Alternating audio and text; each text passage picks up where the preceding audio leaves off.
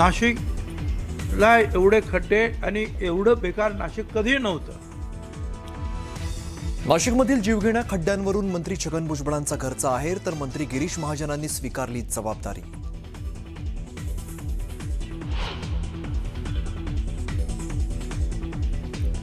ते पडलेला एवढंसं दगड पण आम्ही कलेक्ट केला आहे आणि त्याच्यावर साधे जरी बोटाचे फुटप्रिंट्स असतील तर ते आता आधारशी लिंक होतील. दिल्लीतील विद्यार्थी आंदोलनादरम्यान दगडफेकीविषयी मंत्री चंद्रकांत पाटलांचा अजब दावा.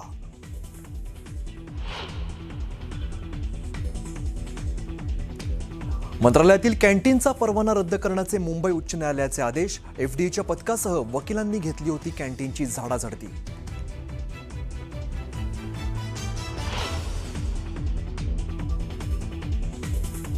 पोलिसांवर जी दगडफेक करण्यात आली आहे ती भाजपच्याच गुंडांनी करण्यात आलेली आहे, भाजपच्याच गुंडांनी केलेली. आंदोलक विद्यार्थ्यांनी दिल्ली पोलिसांवरती दगडफेक केल्याच्या आरोपांनी अभिजित दिपकेंचं प्रत्युत्तर.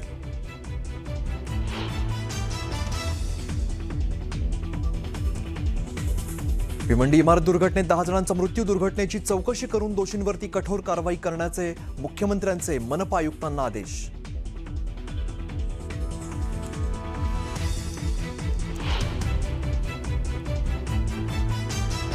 खडकवासला धरणातून विसर्ग वाढवण्यात आल्यामुळे नदी शेजारच्या एकतानगर भागात पाणी. अनेक घरांमध्ये पाणी आल्यामुळे मोठं नुकसान.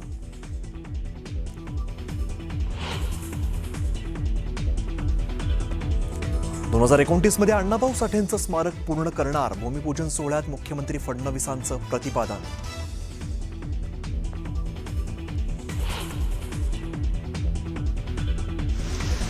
विदर्भाला मुसळधार पावसानं झोडपलं. सर्वच प्रमुख नद्यांना पूर. अनेक गावांचा संपर्क तुटला.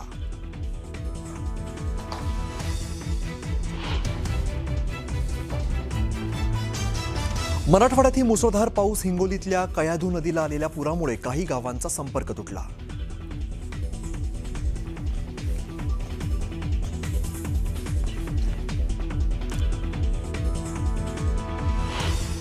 अर्थातच अन्न आणि औषध विभागानं गेल्या काही दिवसांपासून सुरू केलेल्या धडाकेबाज कारवाईला न्यायालयाच्या निर्देशामुळे मोठा धक्का बसलाय. हॉटेलचे परवाने रद्द करण्याची एफडीएची कारवाई मागे घेण्याचा आदेश मुंबई उच्च न्यायालयाने दिलाय. स्वच्छतेसह विविध कारणांसाठी एफडीएने अनेक हॉटेल आणि रेस्टॉरंटचे परवाने रद्द केले आहेत. त्याविरोधात हॉटेल मालकांनी उच्च न्यायालयात धाव घेतली होती. त्यावर सुनावणी दरम्यान कोर्टानं वकिलांच्या उपस्थितीत मंत्रालयातील कॅन्टीनची तपासणी करण्याचे आदेश एफडीएला दिले होते. शुक्रवारी दुपारी त्या संयुक्त पथकानं मंत्रालय आणि विधान भवनातील कॅन्टीनची पाहणी केली. त्या पाहणीत मंत्रालयाच्या कॅन्टीनमध्ये स्वच्छता न आढळून आली. त्यामुळे कोर्टानं एफडीएला मंत्रालयातील कॅन्टीनचा परवाना रद्द करण्याचे निर्देश दिले. तसेच मंत्रालयातील कॅन्टीनमध्ये 98% स्वच्छता असल्याचा दावा एफडीएनं केला होता. त्यावरही कोर्टानं सवाल उपस्थित केलाय. तेवढी स्वच्छता ही सरकारी आणि निमसरकारी ज्या आस्थापना आहेत तिथं आहे का याची तपासणी करण्यासाठी आज हे पथक या ठिकाणी आलेलं आहे. त्यांच्यामार्फत तपासणी केली जाते आहे. अगदी भांडी-कुंडी असतील किंवा पिण्याचे पाणी असेल, अन्न असेल, हे सगळं झाकलेलं आहे किंवा नाही हे सगळं बघितलं जात आहे. स्वच्छता राखली जाते किंवा हे नाही हे बघितलं जात आहे. आणि त्या पार्श्वभूमीवर अचानक मंत्रालयाच्या या कॅन्टीनमध्ये आज हे पथक धडकलेलं आहे.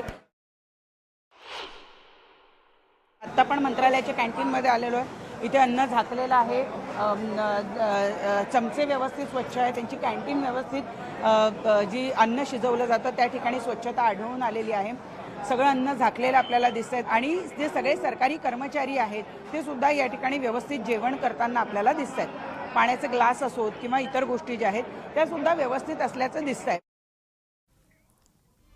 तर एफडीए कारवाईबाबत कोर्ट नेमकं काय म्हणालं ते पण पाहूया. तुकाराम मुंढेंनी खासगी आणि सरकारी कार्यालयांचे सर्व अहवाल तपासून पाहावेत. मंत्रालयातील 98% स्वच्छतेचा अहवाल कसा दिला? अवघ्या 30 मिनिटांच्या पाहणीत काय मिळालं? ड्रेनेजच्या जाळ्या उघड्या, बेसिन परिसर अस्वच्छ होतं, फ्रीजमध्ये अस्वच्छता आणि जमिनीवर पाणी साचलं होतं. मंत्रालयातील कॅन्टीनपेक्षा चपलांचे स्टँड होते ते स्वच्छ होते.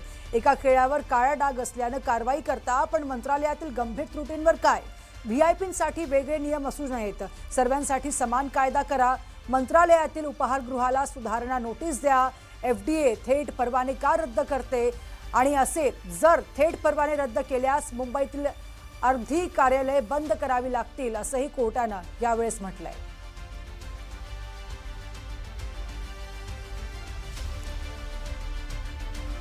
आणि आपल्यासोबत आमचे सहयोगी संकेत वरक आमच्या सोबत सध्या लाईव्ह आहेत. संकेत, काय अपडेट आहे? किती हॉटेलचे परवाने सध्या मागे घेतले जाणार आहेत? सुरभी, आपण जर पाहिलं तर गेल्या काही महिन्याभरात FDAने मोठ्या प्रमाणात कारवाई केलेली आहे. मग त्या पानटपरी असेल, आईस्क्रीम पार्लर्स असतील किंवा मग हॉटेल्स असतील.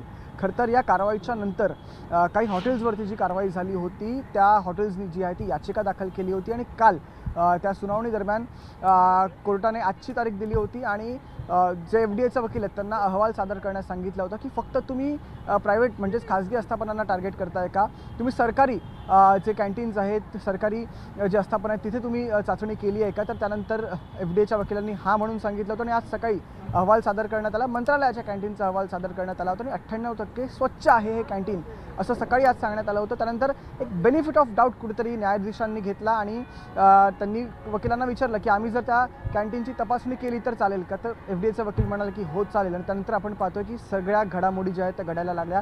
जे वकील आहेत, संयुक्त पथक वकिलांचं जे आहे ते मंत्रालयाच्या कॅन्टीनमध्ये गेलं आणि तिथे त्यांनी तपासणी केली. जवळपास 30 ते 45 मिनिटं जी आहे ही तपासणी तिथे झाली. अनेक त्रुटी त्यांना त्या कॅन्टीनमध्ये जाणवल्या. खरं तर जसं FDAचं पथक तिकडे येतं असं म्हटलं गेलं तसंच आपण पाहतोय आपल्याकडे व्हिज्युअल्स देखील आहेत की मंत्रालयाचे कॅन्टीनचा जो स्टाफ होता त्यांनी हातात ग्लव्स घातले होते, डोक्यात टोप्या घातल्या होत्या आणि त्यानंतर तिकडे जे पथक आहे ते पोहोचलं. त्यांनी तिकडचे चाकू तपासले, सुऱ्या आपण भाजी कापण्यासाठी वापरतो ते तपासले, भांडी तपासली, ड्रेनेज तपासलं, जिथे भांडी धुतली जातात, घासली जातात ती जागा देखील तपासली. आणि त्यानंतर हे जे पथक आहे पुन्हा एकदा कोर्टात आलं. त्याआधी ते विधानभवनात देखील गेले, विधानभवनाचं कॅन्टीन देखील तपासलं आणि कोर्टात पुन्हा एकदा जी आहे ती सुनावणीला सुरुवात झाली. आणि आपण पाहिलं की कोर्टाने पुन्हा एकदा जे आहे ते ताशेरे ओढलेले आहेत FDAवरती. त्याचं कारण म्हणजे कोर्टाने म्हटलं की तुम्ही 98% मंत्रालयाचं कॅन्टीन स्वच्छ आहे म्हणतात, पण तसं वकिलांना कुठेही जाणवलं नाही, वकिलांना तिथे त्रुटी जाणवल्या.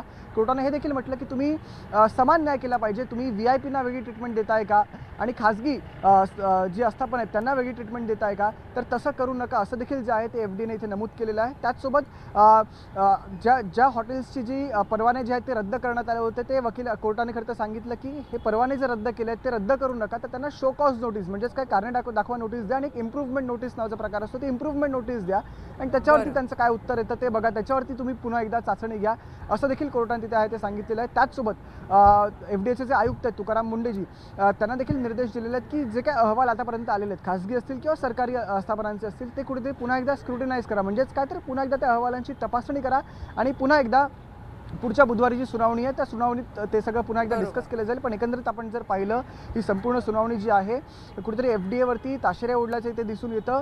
कुठेतरी एक गोष्ट हायलाईट केली आहे ती म्हणजे तुम्ही एक तफावत आहे, एक ट्रीटमेंटमध्ये एक तफावत आहे खाजगी आणि सरकारी आस्थापनांमध्ये. आपण पाहतोय की काल जेव्हा सांगितलं होतं कोर्टाने की तुम्ही सरकारी आस्थापनांमध्ये तपासणी करताय का, तर कालच ती सुनावणी झाल्या आपण पाहिलं की FDAने हायकोर्टाच्याच कॅन्टीनमध्ये जी आहे ती दाट टाकली होती आणि ते कॅन्टीन देखील त्या कॅन्टीनची देखील तपासणी केली होती. आणि आज सुनावणीच्या वेळेला सकाळी मंत्रालयाचा विषय आला, मंत्रालयात पुन्हा एकदा चेकिंग करण्यात आली आणि आत्ताच्या सुनावणीमध्ये पुन्हा एकदा जे आहे ते ताशेरे ओढले. त्याच्यामुळे आता हे संपूर्ण प्रकरण जे आहे हे पुढच्या आठवड्यात गेलेलं आहे बुधवारी. नेमकं आता बुधवारी काय होतं हे पाहणं महत्त्वाचं. बुधवारी काय होणार नक्कीच हे पाहणं महत्त्वाचं ठरणार आहे. खूप खूप धन्यवाद संकेत दिलेल्या संपूर्ण माहितीबद्दल.